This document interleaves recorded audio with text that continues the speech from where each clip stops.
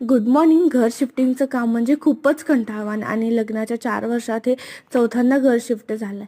असो, हे हे रूम खूपच दिवसापासून बंद असल्यामुळे खूपच कचरा झाला होता आणि बाहेर पण झाडे होते, त्याच्यामुळे खूपच पालापाचोळा साचला होता आणि ते क्लीन काही झाडूने होत नव्हतं. म्हणून वायपर घेऊन सगळं असं जागोजागी इकट्ठा करून घेतला आणि चिनोटला होता म्हणून जाऊन त्याचा आवरलं आणि आमचंही जेवण वगैरे करून आंघोळ वगैरे करून परत आले आणि सर्व कचरा असं जाळून टाकला, जेणेकरून ते परत पसरणार नाही. मग तेवढ्यातच तो उठला. मग परत त्याच्याकडे जाऊन त्याला थोडा वेळ खेळू दिलं, त्याचं खाऊ पिऊ बनवलं, त्याला खाऊ घातलं आणि मग त्याला काही झोपायचं नव्हतं म्हणून थोडा वेळ खेळू दिला आणि त्याला परत थोडंसं झोपवलं आणि येऊन सगळं असं क्लीन करून घेतलं.